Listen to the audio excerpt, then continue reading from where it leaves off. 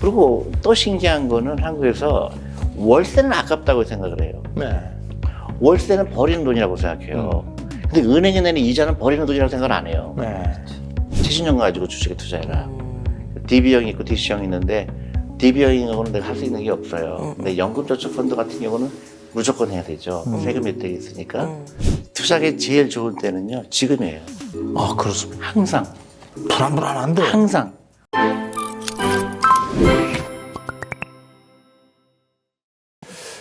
우리나라 사람들의 그 자산 구조, 뭐 투자 구조 여기에 문제가 있다 이렇게 지적을 해주셨는데 이제 좀 더 깊이 들어가 보면 부동산 비중이 너무 높다 이런 지적을 항상 해오셨어요. 여전히 높죠. 2년 전부터 부동산 투자가 너무 꼭 부동산을 반드시 사야 될 이유가 없다. 근데 이제 굉장히 그 부정적인 댓글들이 많았어요. 부동산은 올라가는 이유는 인플레이션 때문에 올라가는 거죠. 그러니까 근데 부동산 자체가 일을 하지 않잖아요. 근데 기업에 돈이 들어가면 기업은 그 돈 가지고 공장을 짓고 제품을 만들고 또 사람들을 편리하게 하고 그러니까 길게 보면 기업에 돈이 들어가야 되잖아요. 근데 사람들은 그 생각을 못했고 일본도 그걸 못했거든요. 네. 일본은 지금도 주식에 투자하는 거를 부끄럽게 여겨요. 불로소득이다 이런 잘못된 거죠. 그러니까 저는 그런 면에서 부동산 비중이 높은 거는 그 나라의 경제에 심각한 문제가 있을 거라고 보고요. 또 개인적으로 보더라도 내 돈이 일하는 게 아니거든요. 그 다음에 큰 돈을 요구하잖아요. 그렇죠. 큰 돈을 요구하죠. 네, 그러니까 잘못됐을 경우에 그 위험은 너무 크죠. 또 팔 수도 없죠. 사회를 처음 시작하는 초년생들은 집에 대한 집착을 가질 이유가 없거든요. 그리고 또 신기한 거는 한국에서 월세는 아깝다고 생각을 해요. 네. 월세는 버리는 돈이라고 생각해요. 근데 은행에 내는 이자는 버리는 돈이라고 생각을 안 해요. 네. 그게 되게 신기한 거예요. 네. 근데 그게 금융 문명인 거예요. 내가 집을 사는 게 유리한지, 월세로 사는 게 유리한지, 전세를 사는 게 유리한지, 그걸 계산을 못 하시더라고요. 계산하면 나와요. 그러면 이제 opportunity cost라고 하거든요. 내 기회 비용을 봤을 때 집을 사는 게 유리한지, 월세를 사는 게 유리한지, 그거 굉장히 간단하거든요. 그걸 계산해 보면, 야, 이 집은 말도 안 되게 비싸구나. 그러면 내가, 이거는 내가 월세가 100배 유리한데? 그런 것부터 시작을 해야죠. 근데 부동산은 일하지 않는 자산이라고 말씀하셨었는데 한국 부동산은 결국 우상향을 한다라는 설이 지배적이잖아요. 그래서 더 부동산을 막 가지려는 욕구가 더 막 강해지는 생각이 드는데 대표님 생각은 좀 어떠세요? 아니 그동안은 우상향이 사실이었거든요. 그건 근데 그렇죠. 주식이 더 많이 올랐어요, 사실은. 사람들은 몰라요. 근데 주식은 샀다 팔았다 했기 때문에 그거를 과실을 그러니까 따지는. 주식으로 돈을 잃었다는 사람은 들었는데 왜냐면 그거는 이제 주식 가지고 도박을 했거든요. 샀다 팔았다. 예, 그렇죠. 근데 집은 그렇게 못 하잖아요. 그렇죠. 집을 10년 갖고 있고 20년 갖고 있다 보니까 인플레이션 때문에 올라간 것처럼 보이지만 네. 결과적으로는 주식이 더 많이 올랐고요. 또 그게 당연하고 왜냐하면 리스크를 택한 건데 일본 같은 경우에 작년에 그 160만 명이 사망을 했고요. 80만 명이 태어났어요. 이게 지금 이제 줄어들 수 예, 이제 뭐 네. 처음에 이렇게 들었다가 나중에는 이제 절벽이죠. 네. 기하급수적으로 되죠. 그러니까 개인적으로 봤을 때 지금부터 심각하게 생각해야 되는 거고요. 국가적으로 봤을 때 대한민국 10년 후에 어떻게 될 거냐, 일본처럼 따라갈 거냐, 아니면 제도약을 해야겠거든요. 저는 교육하고 금융이라고 봐요. 지금 뭐 우리가 지금 얘기하는 뭐 블랙스톤이 미국의 금융기관 하면 옛날에는 은행이었잖아요. 네. 지금 은행 얘기 안 하죠. 미국의 금융기관 하면 뭐예요? 블랙스톤 얘기하죠. 블랙스톤. 투자사들. 네. 그 사람들, 그런 회사들이 갖고 있는 자산 운용 규모가 어느 정도 될 거라고 생각했어요. 글쎄요. 조 단위 정도. 일경이에요. 경이 네. 한 회사가 블랙스톤 하나. 경까지 갔어요. 네, 경이에요. 근데 하나가 아니죠. 그러게 말. 와. 수도 없이 많죠. 그게 미국이에요. 금융의 중요성이죠. 한국이 지금 캐치업해야죠. 그래서 아이들이 금융을 관심을 가지고 여기가 블루오션이다. 그리고 투자를 해야 된다. 그런 투자자가 많아야 새로운 기업이 나오죠. 그러면 그런 인식을 가진 젊은이들, 이를테면 사회 초년생들이 뭐 바로 집을 살 수는 없고, 그렇죠. 그리고 지금 집은 그냥 묻혀 있는 돈이라고 말씀을 하시니까, 그렇다면 뭐부터 시작을 해야 될까요? 어떤 것부터? 이제 라이프 스타일을 바꿔야 돼요. 그러니까 제가 이제 젊은 분들한테 얘기할 때 욜로 이런 거 하지 말라고. 그리고 그렇죠. 그리고 부자처럼 보이지 말아라. 다 부자 될 수 있다. 그리고 교육을 받아야 되죠. 내 인생의 그 플랜을 짜야 되죠. 중요한 것 같아요. 네, 그러니까 제가 커피 마시지 말라고 한 이유가 맞아요. 제가 그거 작은 돈 아니다. 맞아요.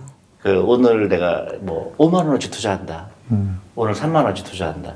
그 연금 저축펀드 반드시 해야 되고 자기 퇴직연금이 어떻게 되고 있는지 알아야 되고 시작하는 거죠. 그래서 내가 재산이 작년보다 올해 말에 내 재산이 늘어나야 돼요. 순자산 가치라고 그러죠. 그러니까 내가 총 가진 재산 마이너스 부채를 했을 때 그게 늘어나지 않으면 심각한 문제죠. 그러니까 제가 이 제목을 책 제목을 10년이라고 쓴 이유는 10년 후에 당신의 라이프가 더 좋은 라이프가 아니라 그러면 20년 후에는 더 비참하게 될 거다.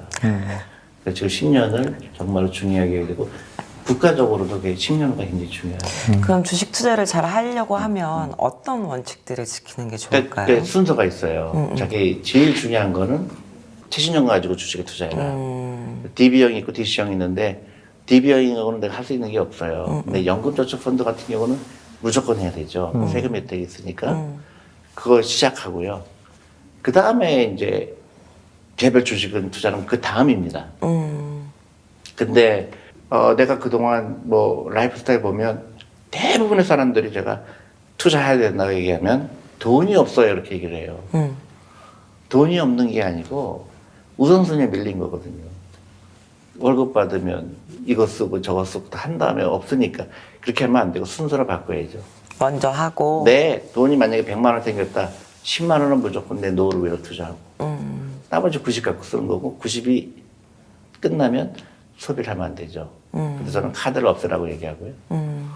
그 가능한 한 자기를 위한 돈을 쓰지 말아라. 노후를 위해서. 네, 그러니까 나한테 쓰는 거는 그러니까 이런 거죠.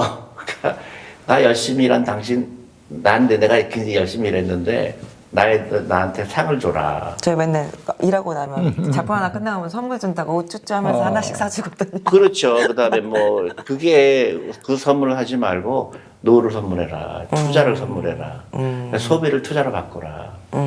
그러면 인생이 달라져요. 희망이 보이죠. 조니 대표님은 주식은 꾸준한 투자, 어떻게 보면 이제 농부가 농사를 짓는 심정의 투자 이렇게 말씀하시는데 우리나라 사람들의 성향상 이 사냥꾼처럼 하시는 분들이 많으세요. 그래서 그 주식을 얘기할 때 항상 투자는 타이밍이 있다 이렇게 얘기하거든요. 그렇다면 요즘에 이런 타이밍, 이런 주식 시장 투자하기 어떻다고 보십니까? 투자하기 제일 좋은 때는요 지금이에요. 아 그렇습니다. 항상. 불안불안한데. 항상 불안불안하다는 얘기는 주식하기 비싸지 않다는 얘기거든요. 그리고 제가 주식에 투자하는 이유는 10년 후, 20년 후를 보고 투자하는 거잖아요. 지금 올라가는 게 하나도 좋을 이유가 없죠. 너무 이렇게 순간적인 거에 너무 막 그렇죠. 우리는 흥분을 그렇죠. 자주 하는 것 그리고 왜 불안하냐면 내가 이 회사를 모르고 샀기 때문에 그래요. 소문 듣고 샀습니다. 그러니까요. 같아요. 남들이 얘기해줘요. 그거야? 그거야? 그렇죠. 이러면서. 근데 그 회사를 알고 사면 너무 재밌는 거예요. 주가가 만약에 폭락을 하면 왜 폭락을 했을까 궁금하죠. 네. 근데 별거 아니네. 그러면 확신이 들죠. 이거 더 사야 되겠구나. 근데 사람들도 그 다음 질문이 대부분 그래요. 너무 부정적이에요. 그걸 어떻게 알아? 안 해봐놓고 안 해봤잖아요. 그렇죠. 그리고 미래 선입견인 거예요. 아이 안 돼. 그러니까 이건 동업하는 거잖아요. 그렇죠. 회사에서 산다는 건 동업하는 거거든요. 동업자에 대해서 저렇게 모르면서 동업하는 건 바보잖아요. 그렇죠. 남 얘기만 듣고 살게 그렇죠. 되는 경우죠. 우리가 동업하는데 그 동업자가 어떤 사람인지, 그 다음에 그 사람이 어떤 실력을 갖고 있는지 따지고 동업하잖아요. 마찬가지거든요.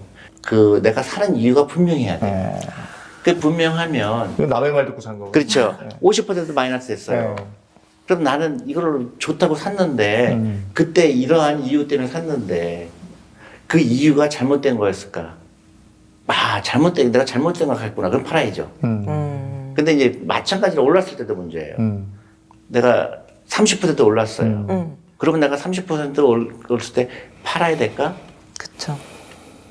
근데 다시 옛날로 돌아가 보면 아니야, 이거는 10배 될 것 같아. 그럼 안 파는 거죠. 그게 이제 펀드 매니저들이 갖고 있는 훈련이에요. 기업의 가치를 알아야 돼. 그렇죠. 이 회사가 예를 들어서 그래서 매출액이 계속 성장하고 1년에 있다. 20%, 30%씩 올라간다. 팔 이유가 전혀 없죠. 알겠습니다. 지금 그 대표님이 다음 세대를 위한 중요한 먹거리 사업, 저는 실리콘밸리에 있는 그 사업체인지 알았어요. 반도체를 비롯해서 전기자동차, 자율주행차, 배터리 사업 이런 건지 알았는데 금융업이다 이러셨단 말이에요. 네, 금융업이죠. 그러니까 금융업이 그런 걸 다 아우른다 이런 취지십니까? 금융업이 발달하지 않으면 네. 그런 기업이 나올 수도 없죠. 예를 들어서 조 단위의 투자가 들어가야 되는데 누가 돈을 받쳐주죠? 금융이 받쳐주죠. 그래서 펀드 매니저가 많이 나와야 이런 산업에 투자하면 또 돈 벌겠구나. 근데 그게 없으면 어떻게 되죠? 힘들어지죠. 무너지죠. 그러니까 후진국들이 그런 자원이 없기 때문에 금융이 발달하지 않았기 때문에 새로운 기업이 못 나오죠. 그럼 한국이 금융강국으로 자리매김하기 위해서는 앞으로 어떠한 것들이 필요할까요? 교육을 바꿔야 돼요. 국영수 중요하지 않은 걸 알아야 돼. 창업가가 많이 나와야 되고 창업가가 나오는 교육을 받아야 되고 거기에 돈이 들어가야 돼요.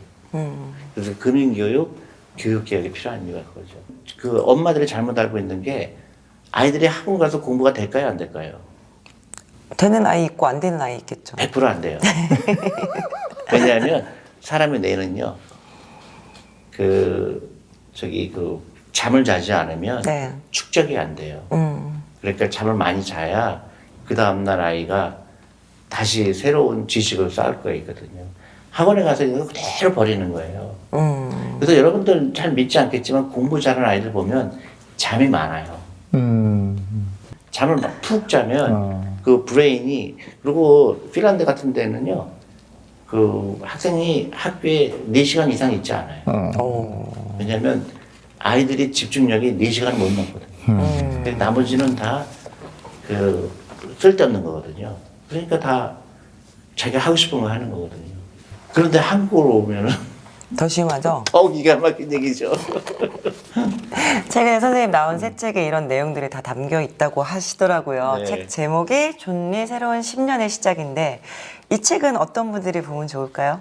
저는 이제 이게 사람들의 생각을 바꾸는, 조금이라도 좀 생각하는, 좀 나도 바뀌어야 되겠구나. 그런 분들은 다 읽었으면 좋겠고요. 아이들도 읽었으면 좋겠고, 그 다음에 저는 이제 우리 길거리에 다닐 때 아이들이 많아야 돼요. 근데 베트남 같은 데 보면 아이들이 많잖아요. 맞아요. 그게 미래의 그 경쟁력이거든요. 저희 큰애가 얼마 전에 베트남 출장을 갔다 왔는데 갔다 오더니 아버지 베트남이 될 것 같아요. 그러더라고요. 그래서 베트남 ETF 든다고. 저런 생각이에요. 예. 그 앞으로 우리나라보다 더 갈 것 같아요. 왜 그렇게 많이? 그랬더니 젊은이들이 많고, 그렇죠. 아이들이 많고, 우리나라하고 활기가 다르다. 이 그렇죠. 얘기를 하더라고요. 예.